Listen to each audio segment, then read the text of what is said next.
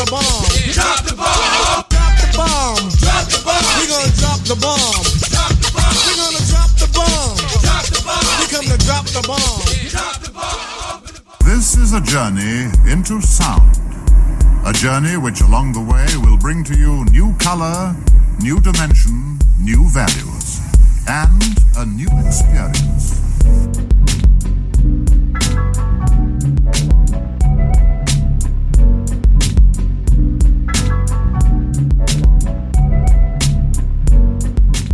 Do you dream of becoming a published author? Are you an expert in your field and you know you could write a book but struggle to find the time to start? Do you have something great to say but don't know how to plan and write a book that does it justice? Whatever your situation, my next guest can make it happen. Whether you are a business owner or a blogger, want to write history, recipes, or self-help, Dr. Adair White-Johnson, owner of the Johnson Tribe Publishing, can help you create a polished, finished product ready for publication. With over 10 years experience as a writer and publisher, she knows the industry inside out and over the years has helped many authors make their dreams a reality. So stay tuned for another dope episode of Sound Bombing. Welcome back. Joining me today in the bomb shelter is the Amazon best-selling author and writer of over 1 million books, my friend from BK by way of the Bahamas, fresh off the Essence Book Festival, publishing expert, Dr. Adair White-Johnson in the bomb shelter. What's up, homegirl? Welcome to the bomb shelter. Hey, how you doing? Thanks for having me here today. Yep. So thanks for joining us. Thanks for, you like that million. I know you didn't publish 1 million books, but you know, when the producers sent me all these other books that you published, I'm like, man, how many books have this girl has published? Before we get into the publishing piece, let's talk about Essence. You were just at Essence in New Orleans with over 1 million black, brown folks from all over the country. I saw the photos with your kids and your family. Let's talk about that. How was Essence? Oh, that was pretty phenomenal. This is the first year that I took the entire family, and it was just amazingly, fantabulously awesome. It was just the vibe, just the energy, just the feeling. You can only walk around in cheese from ear to ear because it was such a good, positive space to be in.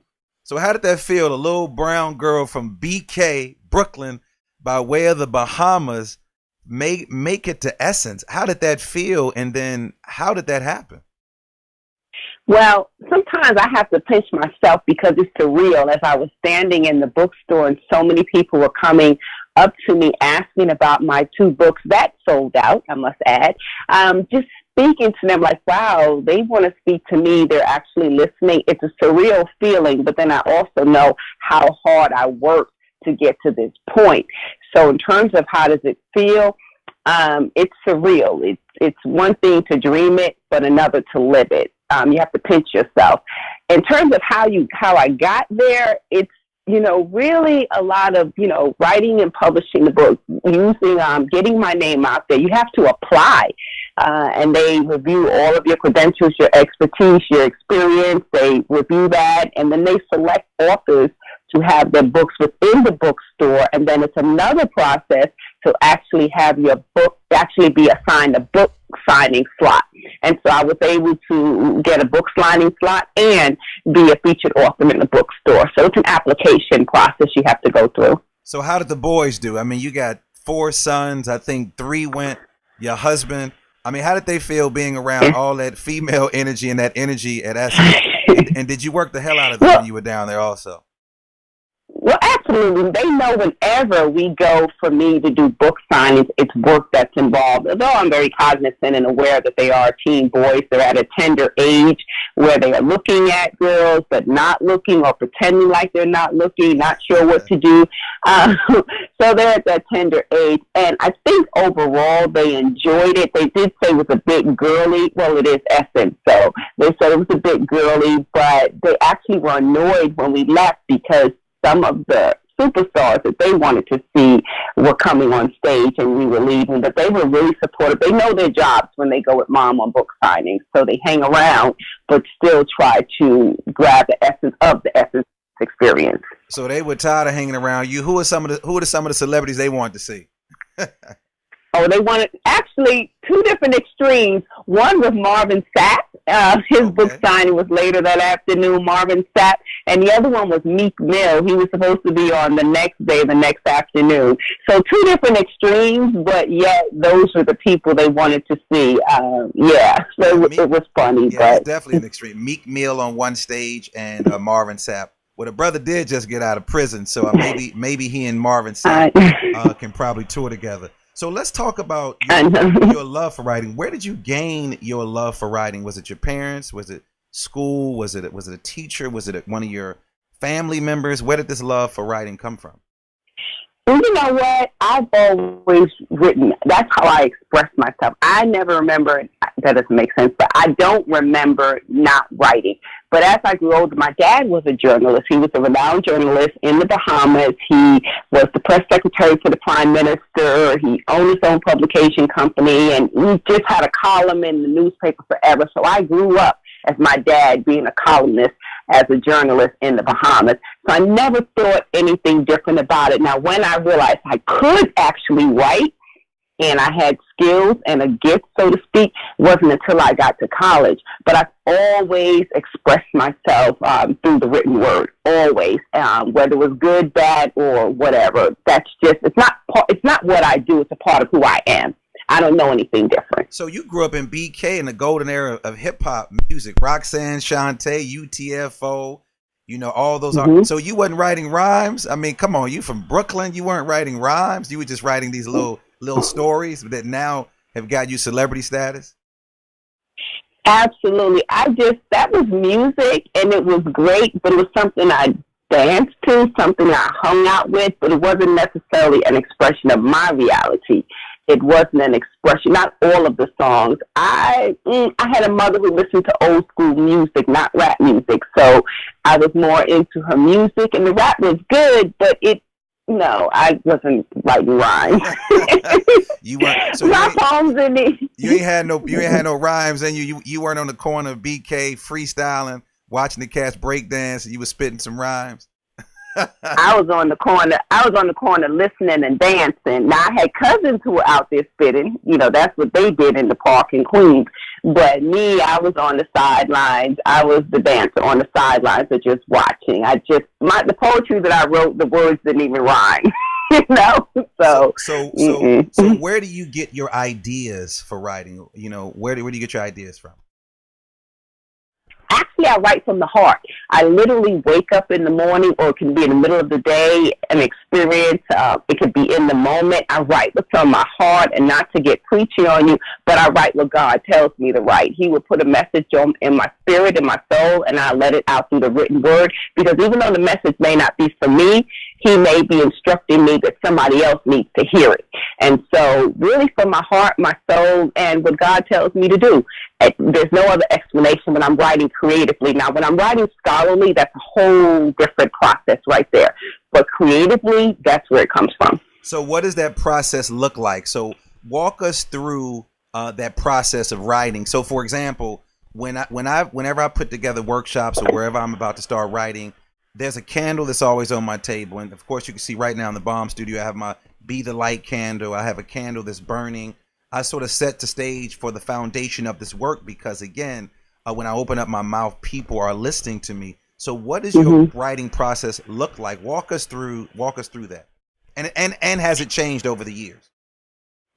So let me just say, I've always had to fight for my writing space. Growing up in Brooklyn, our apartments weren't large or long or big or anything. You had to get in where you fit in type of, situation. I would try to write in the bathroom, but we had one bathroom, so you had to get out when people came in. I tried to write in the kitchen, but if they wanted to come cook, you had to get out.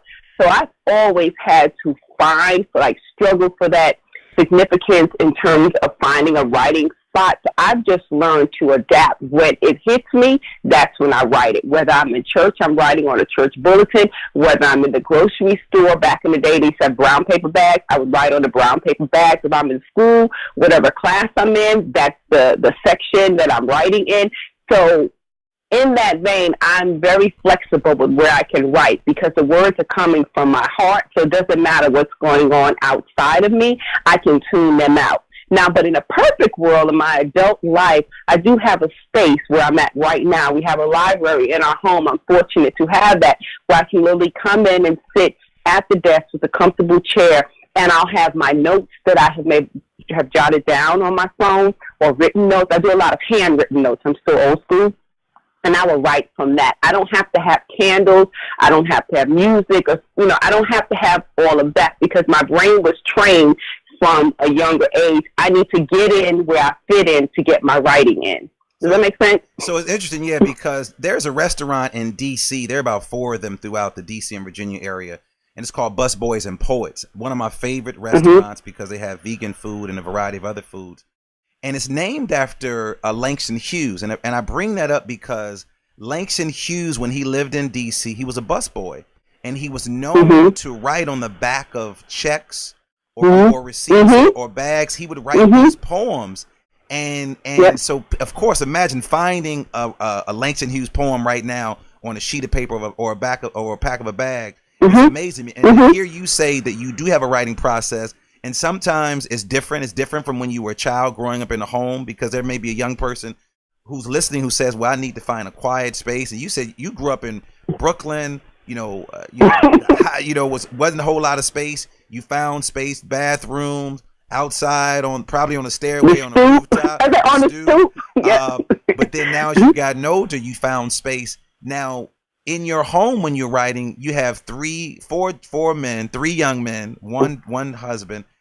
Do they know? Do you put up any signs that you're about to go into a writing session, or do they just know the look when they walk through the door that mommy is in here getting it in? What does that look like?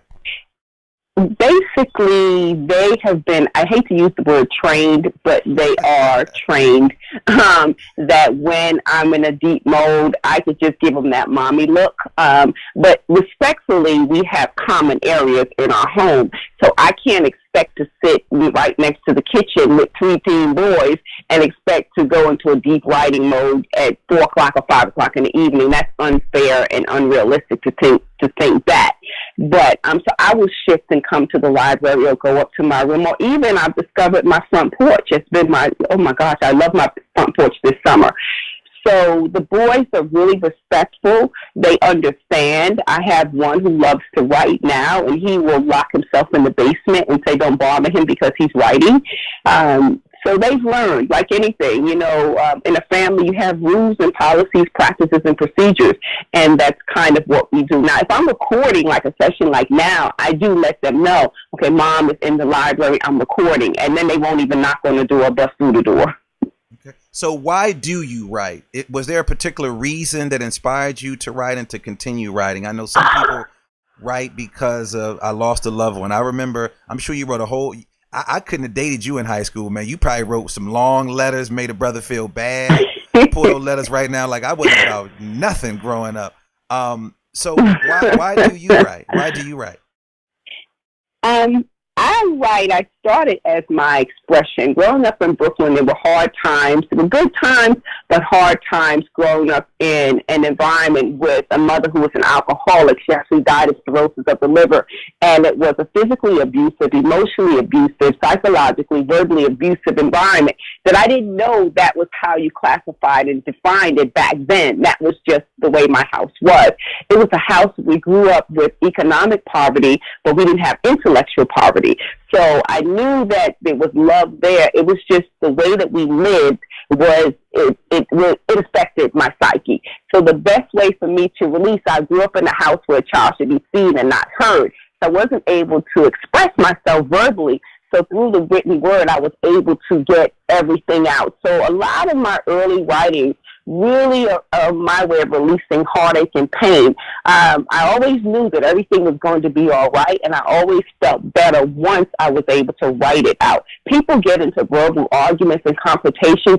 That never did anything for me as a child. Writing and getting it out and releasing it is what allowed me to move to the next step, what allowed me to wake up in the morning and say, today is going to be a better day from yesterday, even if I still was being abused, because I didn't know that was abuse at the time. I just thought this is the way we live. So for me, I began writing as a release of pain, of heartache and pain. Yeah, that's the best way to describe it. So your writing basically took you to another place because you couldn't sort of get out of this sort of community that you lived in. So you had to really take your mind somewhere else, and writing was sort of therapeutic for you. And then now you're being compensated for the writing. And we're going to talk about how do you then help other people to do that as well. So who are some of your favorite authors? Who do you like to read? My favorite author, I would say, would be Maya Angelou. Pretty classic. I have a wide variety of people I love to read because I like ratchet reading as well. Hold on. Not the doctor. Well, not the doctor liking ratchet read. Well, I love the balance of that, Well, let's say I like the urban fiction. I will enjoy urban fiction, but as I'm sitting in my library right now, I'm staring at this collection of books that I have. I have everything on my shelf from slavery, Black Power, Kozo's Amazing Grace, Kozo, Savage Inequalities, Before the Mayflower, and then I have the other section with all my research books. I love Terry McMillan. I used to love Elin Harris before he died. I love Nikki Giovanni. So I just love. And let me go back. Of course, I love Maya Angelou. She's a classic. How could you not? But I just love a good book or a good read. Almost anything can capture my attention if it is a good read. And it just depends on where my mind space is at that time, whether I can, absorb it. I'm looking at all these books. So do you encourage your authors that you work with, do you encourage them to read a variety of books? I encourage them to do the research in their genre because that's going to help them when it comes to writing their books. And I encourage them to not just research on Amazon, but to go into a bookstore like a Barnes & Noble or independent bookstore and actually feel the books, see what they look like, touch them, the colors, the font, all of that. I really encourage them to do that because if they are going to be representing themselves in that genre, they have to be familiar with what it looks like. So they don't have to read a wide variety of books, but I do encourage them to do the research in their genre. So does writing energize or exhaust you? Like when you in the writing process, are you energized or are you exhausted from writing? It's a combination of both. If I had to select a word, it can be very frustrating for me because it's so much that I want to say, but I don't always have the time at the moment to get it out because life happens. As I said, I write when something is placed in my heart. So it's placed in my heart and I'm in the middle of church on a service and I'm writing on the bulletin and I'm still writing and church is over. It's frustrating me because I can't still just sit there in the pew and finish writing what I'm thinking. So it energizes me once I get that feeling, but it can be frustrating if I cannot finish it and get the words to reflect exactly how I'm feeling. That part can be frustrating for me. Girl, you're supposed to be paying attention to the pastor. You talking about writing a book while the pastor's preaching the word. I'm going to call you a pastor right now and say, Sister Adair is not paying attention to the sermon. She's writing a book in the pews. No, understand the process, though. It's God speaking to him, and it's something he has said to the pastor that has now inspired me. So it's God speaking through my priest, who then shares the message with me that touches my soul, and that's how I write. So it's not just something out of the blue where I'm writing. It's always something related to the homily, to the sermon that I'm writing about when I'm in church. You're a good Catholic school girl. Some of the folks like, what is a homily? You straight BK, good Catholic school girl. Straight Catholic speak Spanish girl. Too? Sí, un poquito. So you talked about frustration. I remember when I first wrote my children's book when I was teaching at City College. Man, it was amazing. It was called Primer Día de la Escuela.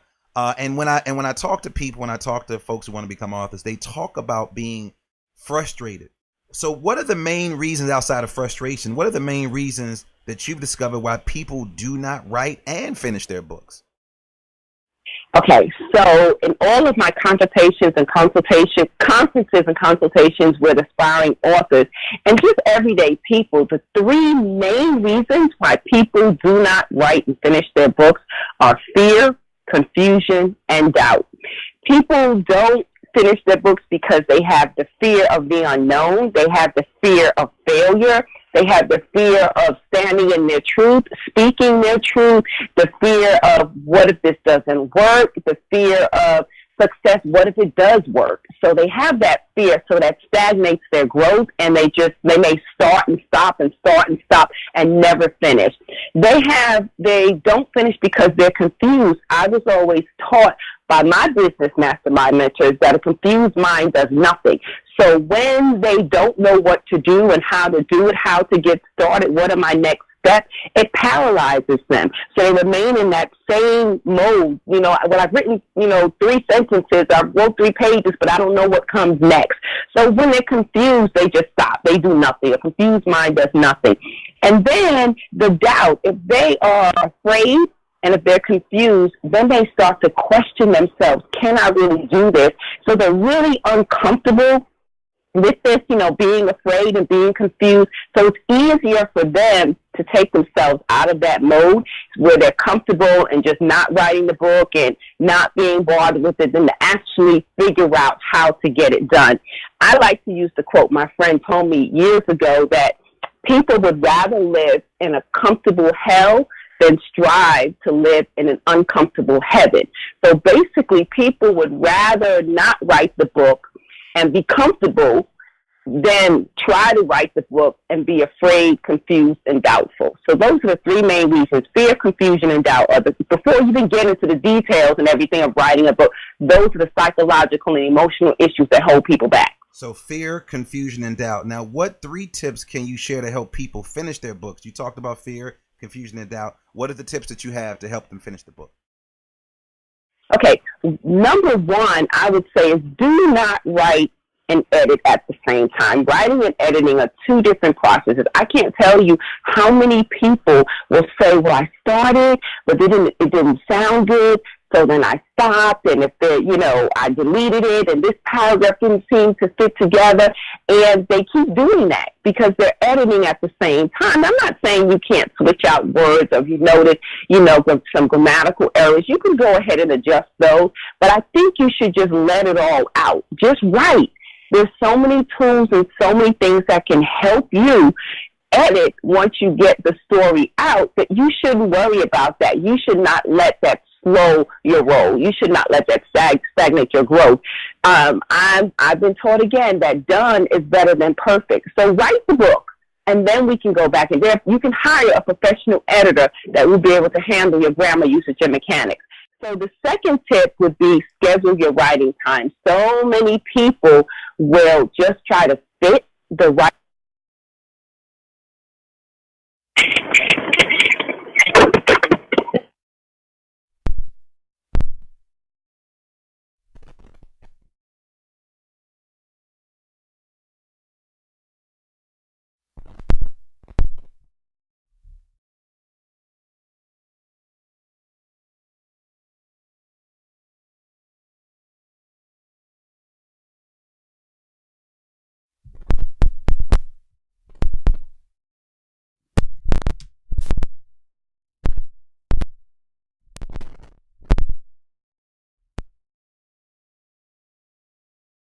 One second. Adair, can you hear me?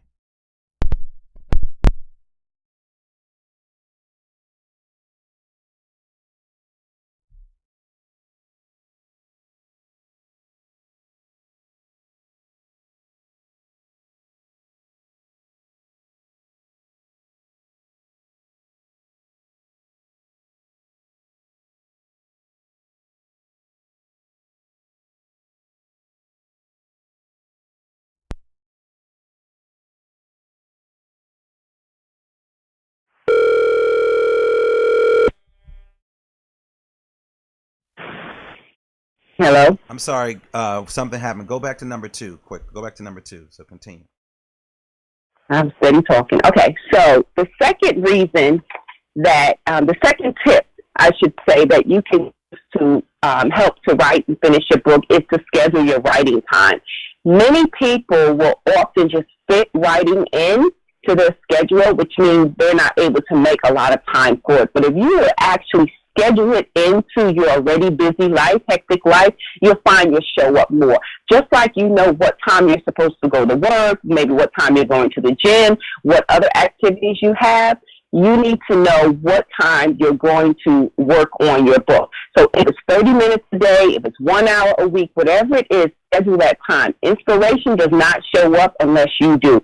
So you want to train your brain that when you are where you're supposed to be, when you're supposed to be there, and what you're supposed to be doing. So schedule that writing time. And the third tip would be to know your purpose and your target audience. A lot of people will begin writing a book because it's in their heart, they feel it, they have a story to tell, and they don't know the purpose of the book. Like at the end of this book, what is it that you want to be the takeaway for your audience? People just write. They just sit down and just start writing. If you don't know your purpose of your book, you're going to confuse yourself because you're not going to be able to complete an outline before you write, and therefore you'll be writing in circles. And that confusion I talked about earlier, that will set in, and that will not allow you to finish writing your book. So know what your purpose of your book is, and also be familiar with your target audience. Who are these people? What do they want? What is the language that they use? What is their life like? Because you're not the one who's going to buy your book. Your target audience is going to buy your book, so you have to be familiar with them.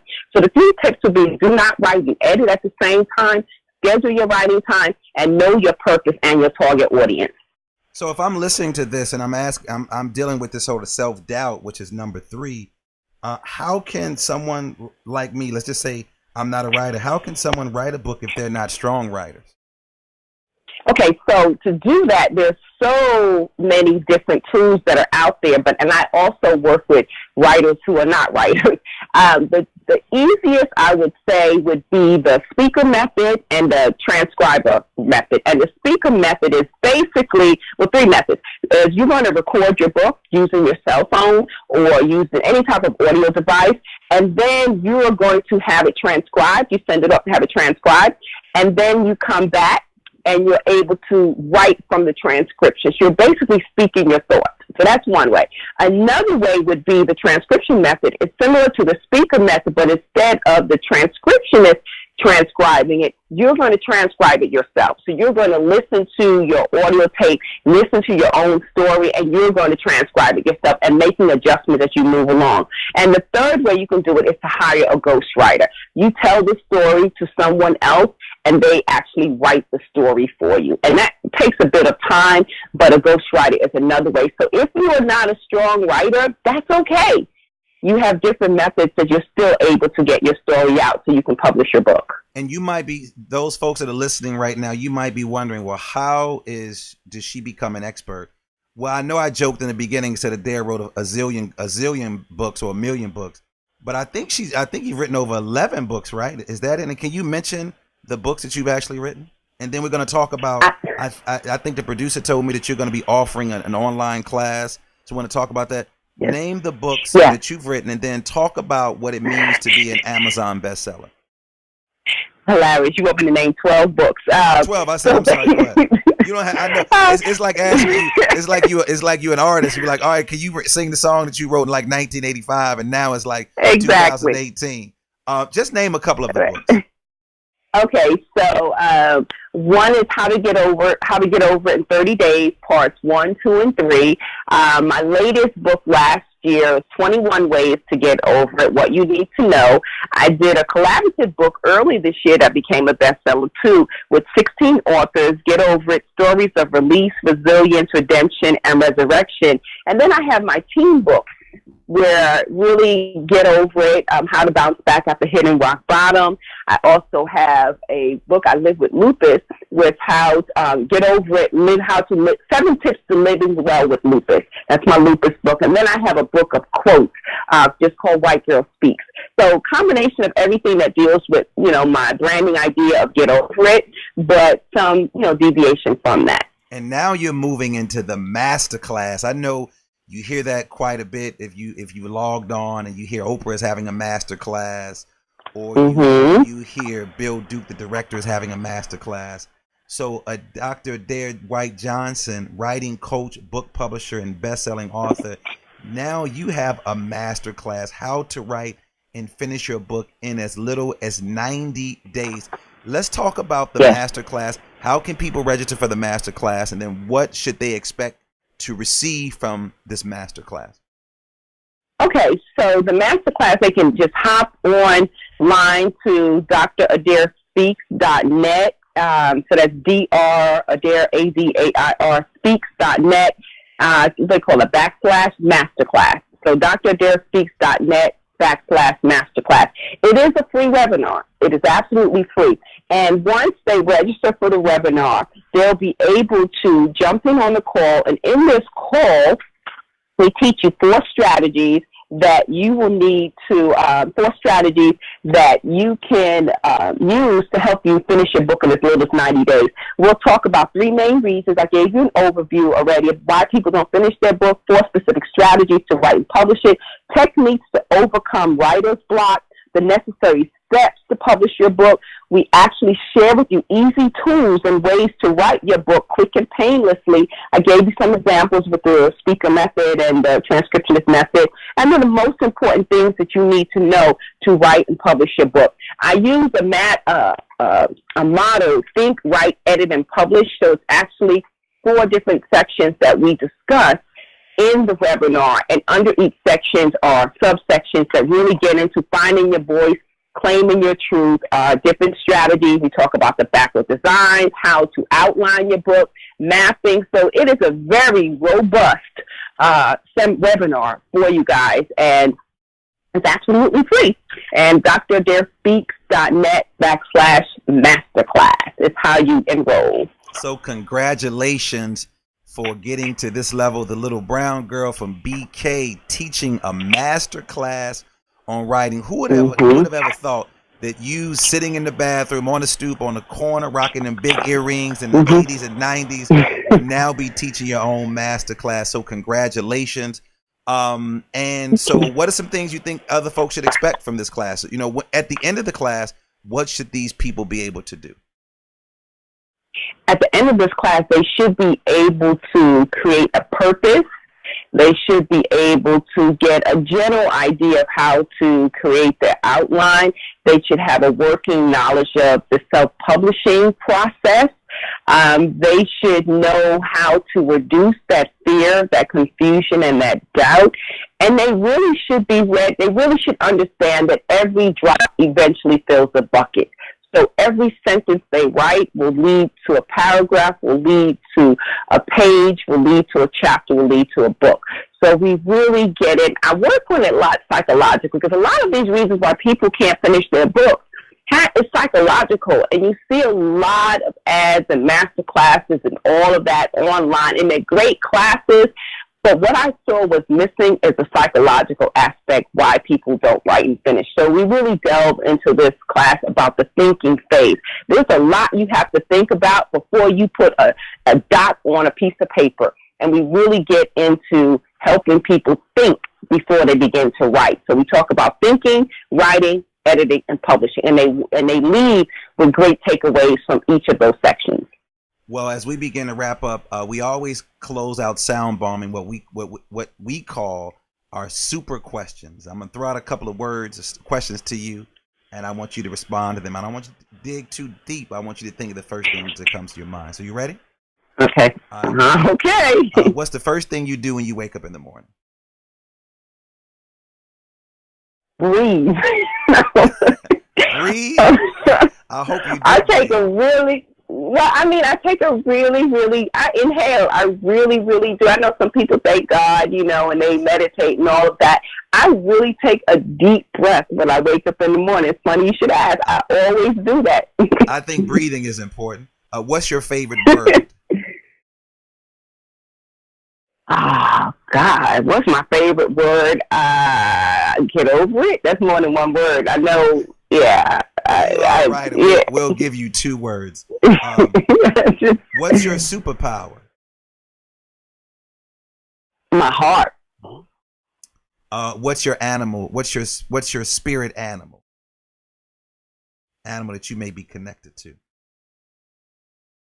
I would say a lion. And what sounds or noise do you love? This rated PG or X? Girl, this is rated whatever you want it to be. Don't be pulling your husband in this conversation. What sound or noise do you love? I just like sounds. Okay, I'll keep it vague, but sounds of love. Sounds. Okay, we know what that means, Miss Bohemian Mama. When you feel overwhelmed or unfocused or have lost your focus temporarily, what do you do?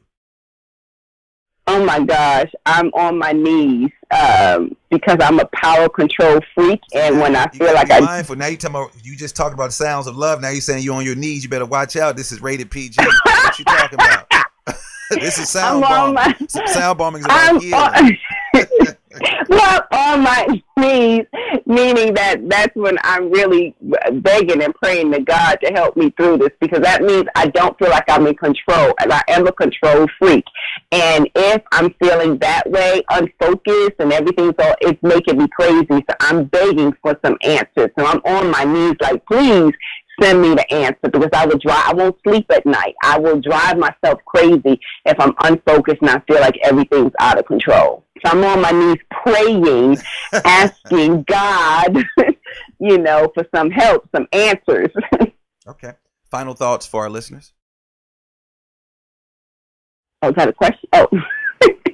Okay, so final thoughts. But yeah, absolutely. I honestly believe when we talk about book writing that everybody can write a book. Everyone has a book within them, but you need to know why you want to write a book and how important this book is to you, because that is going to motivate, inspire, and empower you to actually get it done. It's not as hard as some people make it out to be. You just have to create a system of strategies and techniques that will work for you, and that may require working with someone else professionally or not, in order for you to get it done. You have to have a plan. I was taught a dream without a plan is just a wish. If you want to write this book, you have to plan to write it. You can't just wake up and write it. And if you do that, then you can get it done. I honestly believe that we all have books in us, but we need to know why we want it, what's the purpose of it, and so on.